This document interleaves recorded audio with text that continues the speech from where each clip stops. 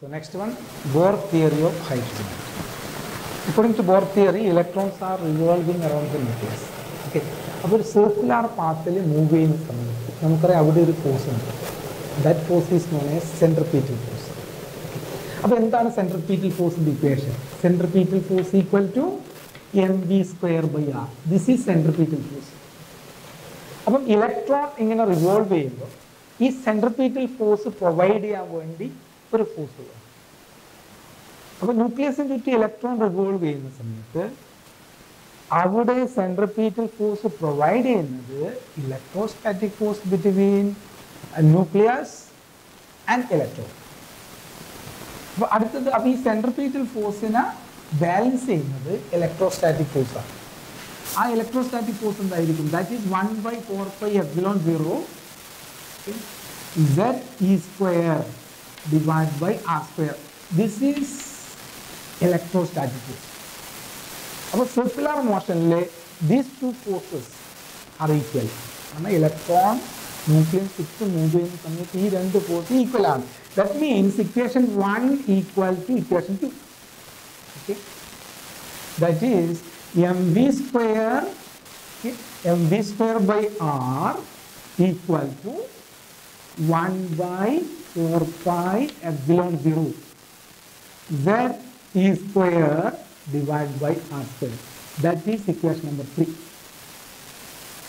Okay. So next one are the Bohr postulates. According to Bohr postulates, angular momentum, that is L, that is also equal to mvr. Okay, angular momentum mvr. So ഈ angular momentum equal to nh/2π. Okay, ഇതാണ് Bohr postulates പറയുന്നത്. So this is equation number 4.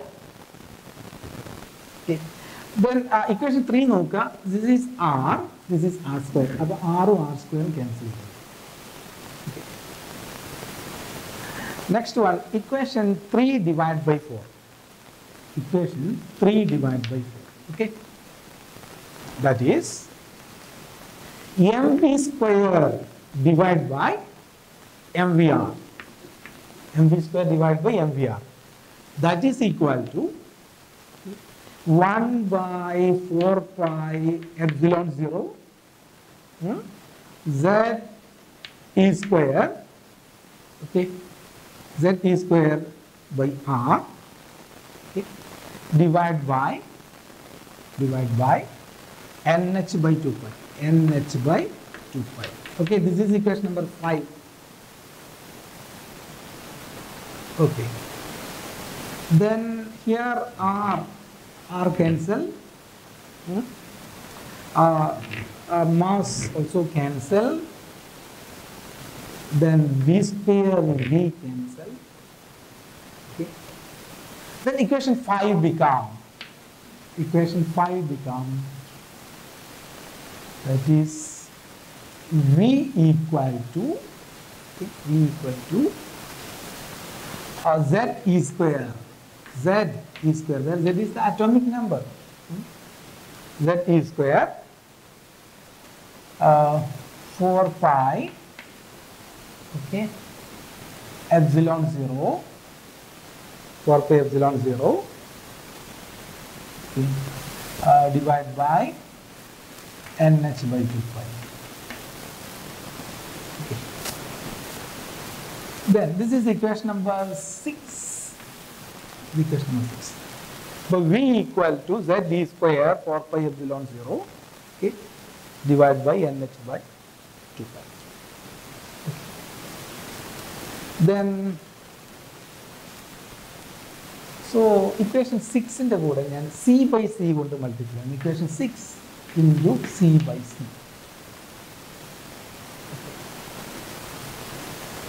That is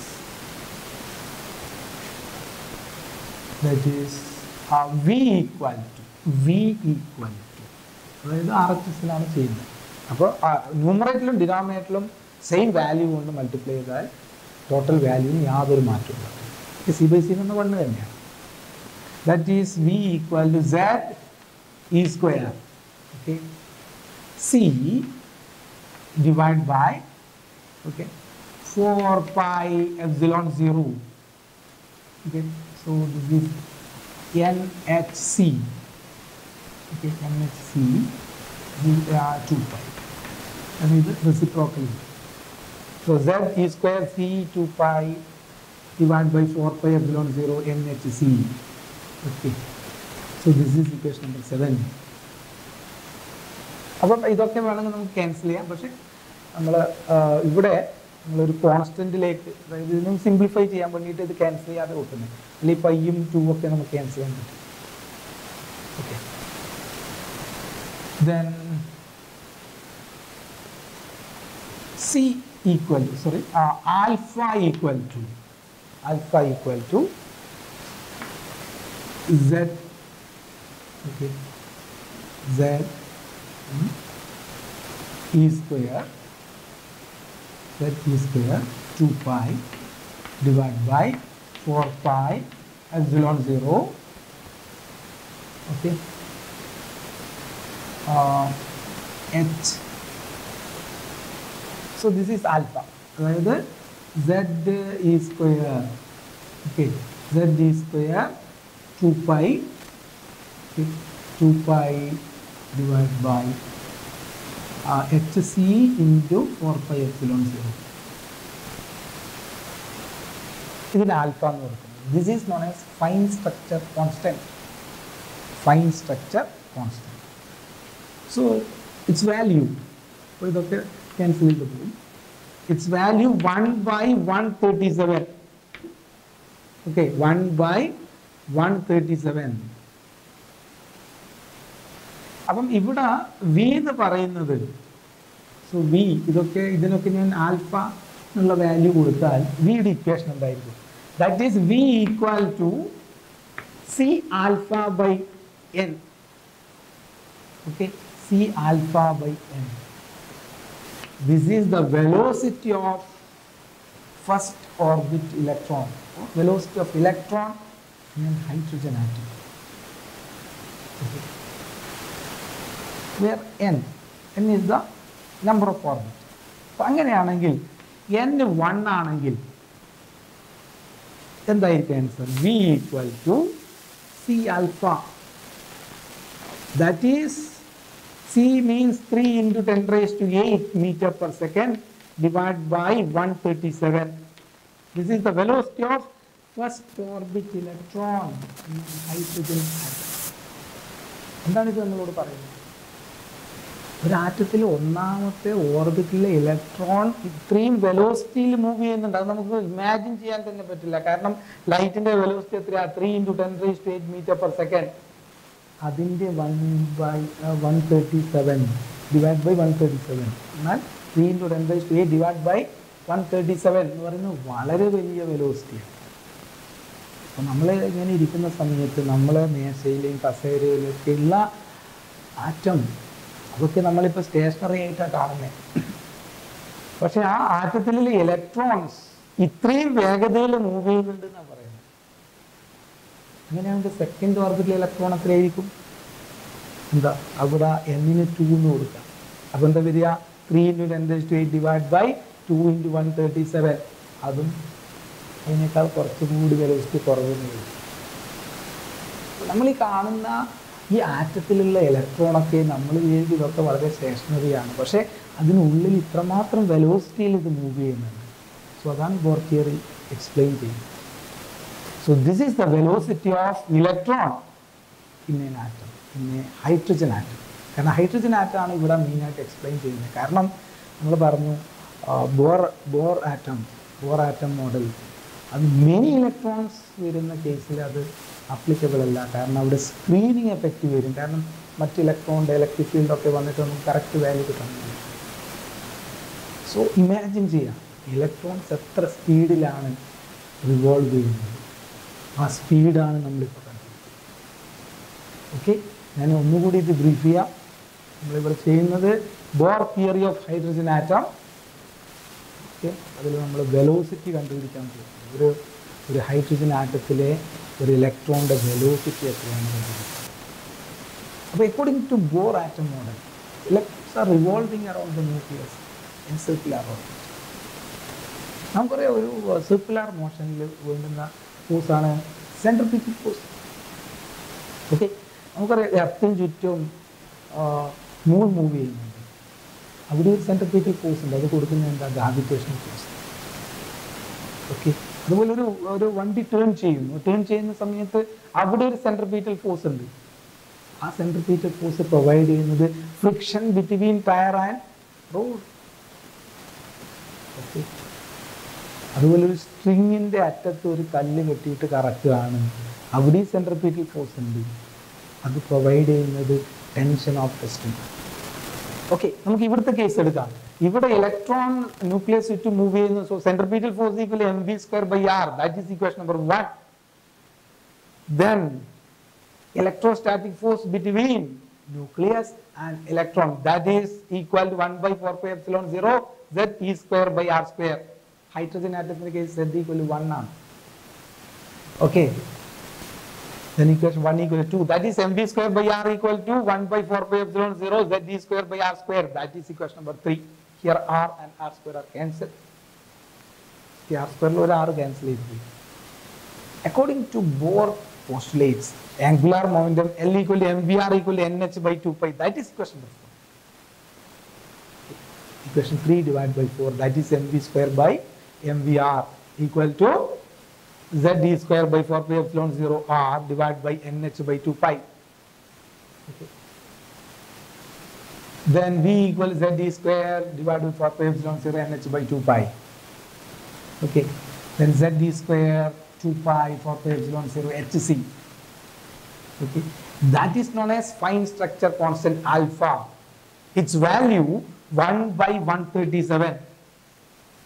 then equation become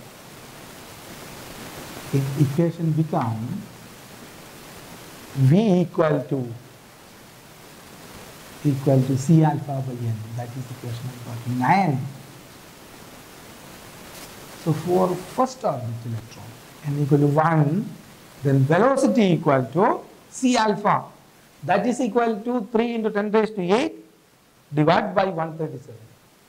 so this is the velocity of electron.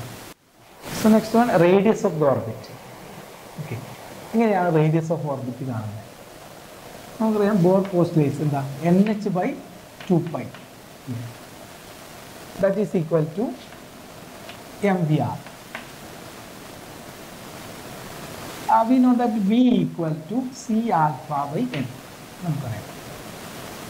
ഞാനിത് equation number 1 കൊടുക്കുന്നു, equation number 2 കൊടുക്കുന്നു. എന്നിട്ട് ഈ വിൻ്റെ സ്ഥാനത്ത് substitute ചെയ്യും. അപ്പോൾ ഇവിടെ ഞാൻ കൊടുക്കുന്നത് m c alpha by n, okay, c alpha by n r equal to nh/2π, that is equation number 3. okay, that is r equal to nh, okay, nh divided by 2π, then ഈ n മുകളിലേക്ക് പോകും, പിന്നെ m താഴെ m, പിന്നെ c alpha. okay, that is equation number 4. then r equal to n square h divided by 2π m c alpha. so this term h divided by 2π m c alpha, h divided by 2π m c alpha. Alpha is known as fine structure constant. Its value 0.529 angstrom. okay, this is known as Bohr radius. that is ഇതിനെ ഞാൻ r0 എന്ന് വിളിക്കുന്നു, r0. അപ്പം r equal to 0.529 angstrom into n square. okay, this is the radius of the orbit. അപ്പം എത്ര വരിക, 0.529 angstrom into n square. അപ്പോൾ n equal to 1 ആണെങ്കിൽ 0.529 angstrom. This is the first radius of first orbit. This is known as Bohr radius. ഇനി second orbit ആണെങ്കിൽ എന്ത് വരും? എന്നിന് എന്ത് കൊടുക്കുക? സെക്കൻഡ് ഓർബിറ്റ് എന്നിന് 2 കൊടുക്കുക. That is 0.529 into 4 എന്ന് വരും. കാരണം 2 square 4 വരും. Okay. So this is the radius of orbit of atom. Okay. ഒന്നുകൂടി ഇത് ബ്രീഫ് ചെയ്യാം. We know that according to Bohr postulates mvr equal nh by 2 pi, that is equation number 1.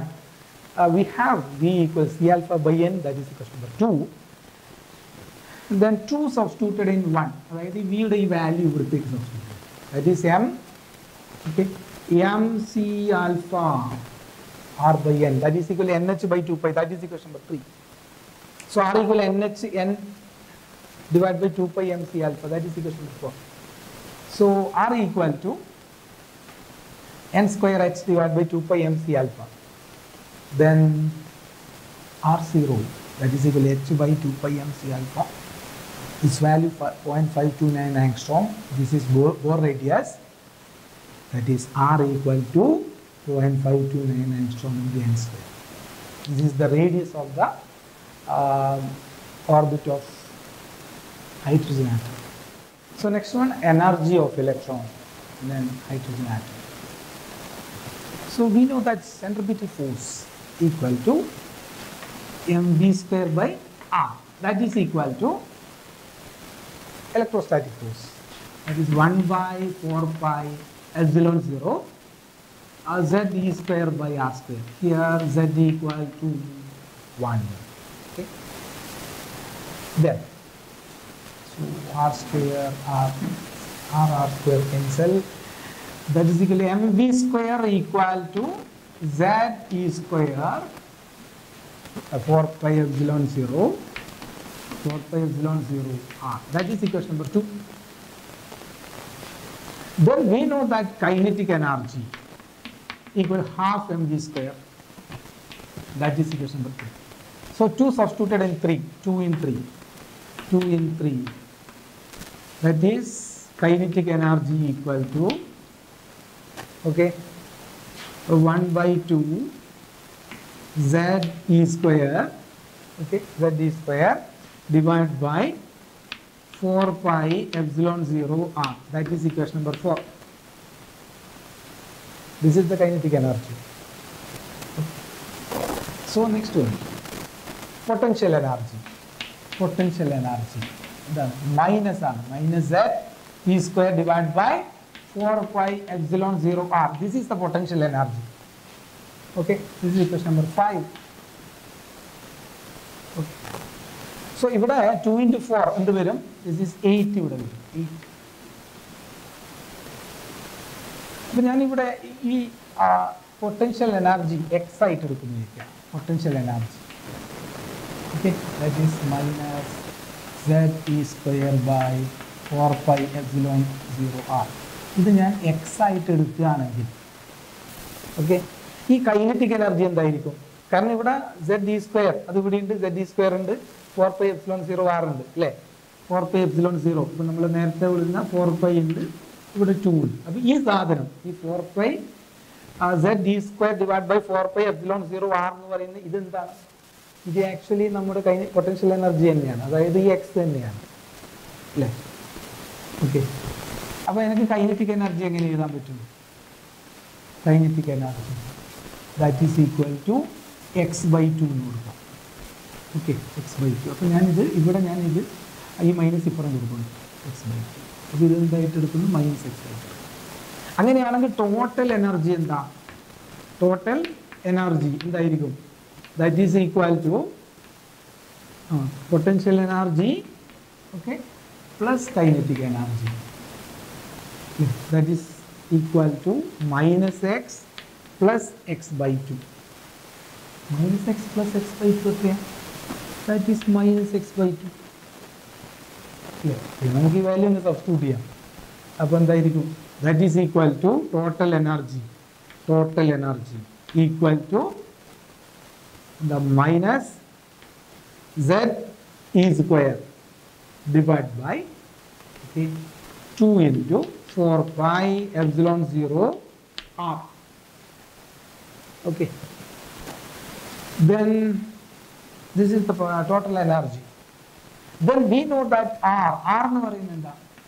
0.529 angstrom into n square ആണ്. അത് നമ്മളിവിടെ substitute ചെയ്യുകയാണെങ്കിൽ ആറിൻ്റെ value substitute ചെയ്യുകയാണെങ്കിൽ okay നമുക്ക് കിട്ടുന്ന ടോട്ടൽ വാല്യൂ എന്തായിരിക്കും? അതായത് minus z okay e square okay divide by 8 pi epsilon 0. So total energy minus x plus x by 2, that is minus x by 2. അപ്പോൾ x ന്റെ വാല്യൂ സബ്സ്റ്റിറ്റ്യൂട്ട് ചെയ്യുന്ന total energy equal minus z d square divide by 2 into 4 pi epsilon 0 r.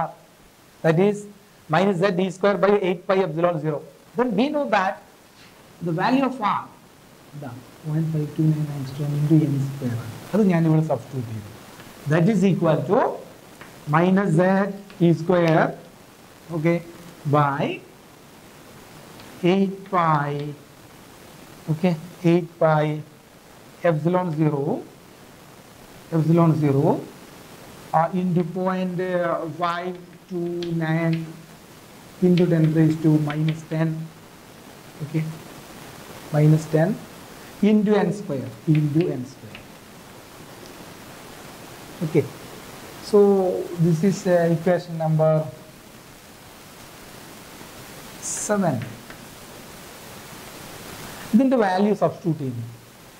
Value ഒക്കെ substitute ചെയ്ത് കഴിഞ്ഞാൽ നമുക്ക് കിട്ടുന്ന value that is E N equal to Z into അതായത് minus Z into 13.6 okay divide by N square electron volt. This is the final expression.